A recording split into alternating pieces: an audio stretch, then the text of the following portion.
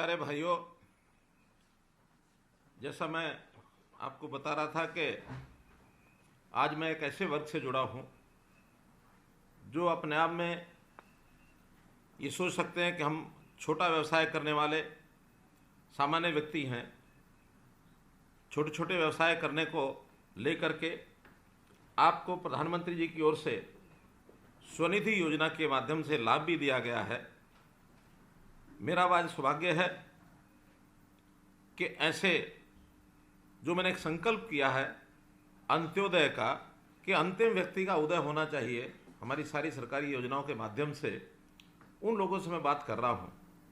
आपको एक ऑफ़र दी गई कि 10,000 रुपया आप लोन ले सकते हैं और वो स्वनिधि के माध्यम से आपको इस लोन की ऑफ़र दी गई।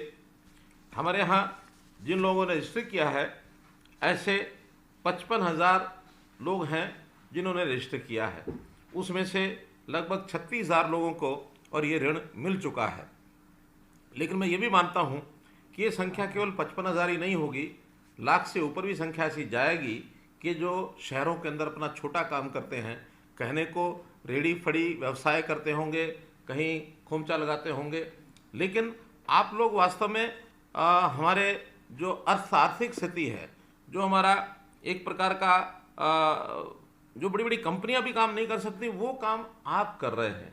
मुझे याद है वो अवसर जब कोविड के अवसर के समय सब चीज़ तहस नहस हो गई थी और उस समय आप लोगों ने इन सारी चीज़ों को संभाला और प्रधानमंत्री जी ने भी ये योजनाएं उसी समय शुरू की थी कि हमारे जो छोटे ऐसे पूंजी वाले लोग जो अपना काम करने में कठिनाई उनको मिल रही है, पैदा हो रही है, उनकी सहायता कैसे की जाए।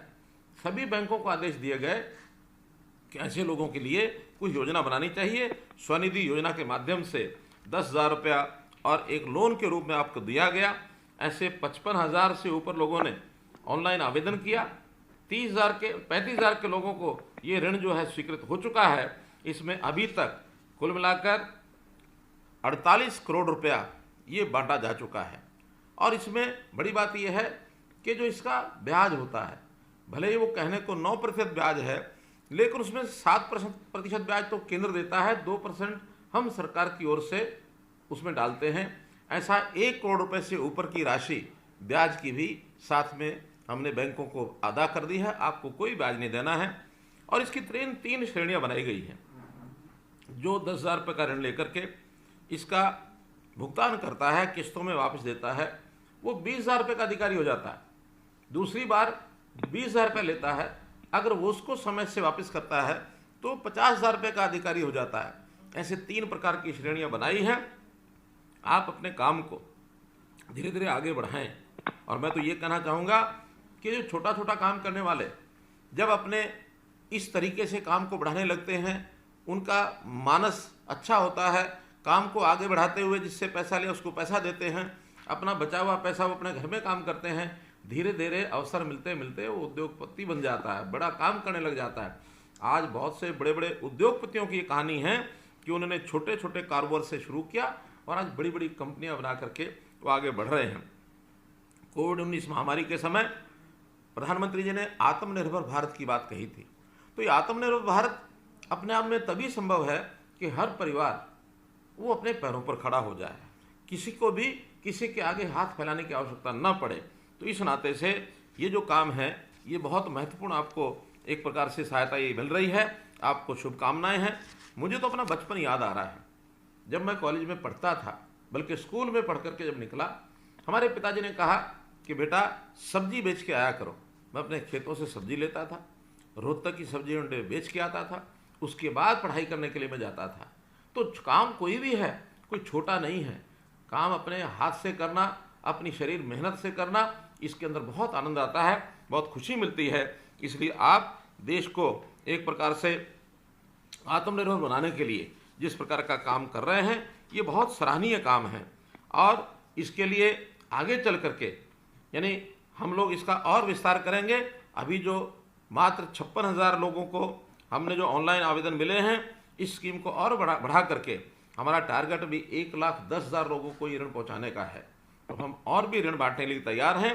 आप अपने साथी सहयोगी जो इसका लाभ नहीं उठाया है उनको भी इसके अंदर शामिल कर सकते हैं। हम अपने डिपार्टमेंट की ओर से स्ट्रीट वेंडर्स के मेले लगाएंगे। ऋण मेले के माध्यम से आप लोग वहाँ आएँ, जिन लोगों को नहीं ऋण मिला है या जो पहली श्रेणी से वापस भुगतान कर चुका है दूसरी श्रेणी के लिए, दूसरी श्रेणी वाला तीसरी श्रेणी के लिए, इस ऋण को लेने के लिए अगर वहाँ वो आता है तो ऐसे इस पीएम स्वनिधि लाभार्थी इनको लोन मिलेगा। और आपको वहाँ पर अच्छी कहानियाँ, जो ऐसे सफल एक प्रकार से जो व्यवसाय करने वाले छोटे छोटे व्यवसाय से आगे बढ़े हैं, ऐसी उनकी सफलता की कहानियाँ वो भी आगे बताई जाएंगी, ताकि आपको प्रेरणा मिले और आप अपना ऋण चुका करके इस चीज़ को आगे बढ़ा सकें। ऐसे ये गरीब कल्याण की योजनाएं ये हम आगे चला रहे हैं।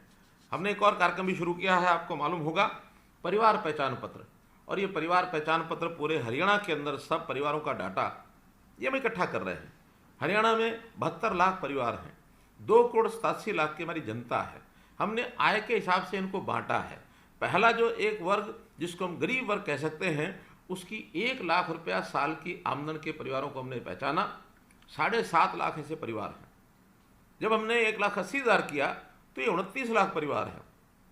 ऐसे संख्या बढ़ते बढ़ते आगे व्यवसायी जो अच्छे व्यवसाय करने वाले उनकी संख्या कम होती है, लेकिन ये बीपीएल की संख्या ये बहुत बड़ी संख्या है। आधी आबादी हमारी 1,80,000 से नीचे है।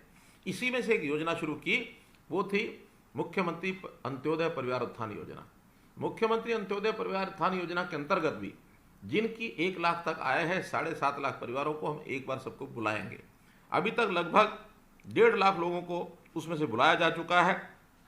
और उसमें भी ऐसे परिवारों को बैंकों से लोन मिले, क्या वो व्यवसाय कर सकते हैं अपनी पढ़ाई के हिसाब से, अपने हुनर के हिसाब से, अपने जो भी कोई उनको लाभ, किसी बात का पैतृक उनका जो अनुभव है उसके कारण से लाभ मिलता होगा, जो उनकी क्षमता है उनको उसी प्रकार का लोन, कोई दुकान के लिए, कोई पशु बांधने के लिए, दूध के बेचने के लिए, कोई छोटा उद्योग लगाने के लिए, ये सब काम किए जा रहे हैं। तो ऐसा हमारे बैंकों ने अभी तक इसमें 37,000 परिवारों को ऋण दे दिया है। और ऐसे लगभग 42,000 परिवार ऐसे हैं जिनकी सिलेक्शन हो गई है, उनको आगे चल करके ये लोन मिलने वाला है। अगले साल का हमारा टारगेट, इसमें 2 लाख परिवारों को हम 1 लाख से और 1,80,000 तक वो कैसे पहुँचे, बीपीएल की श्रेणी से कैसे वो ऊपर उठ जाए, ये हमारा इसके अंदर एक टारगेट है। और इस टारगेट को हम पूरा करने का संकल्प करते हैं। कम से कम ऐसे परिवार जब आगे बढ़ेंगे, आय बढ़ेगी, तो अपने परिवार का पालन पोषण अपने परिवार का पालन पोषण वो अच्छे से कर सकते हैं।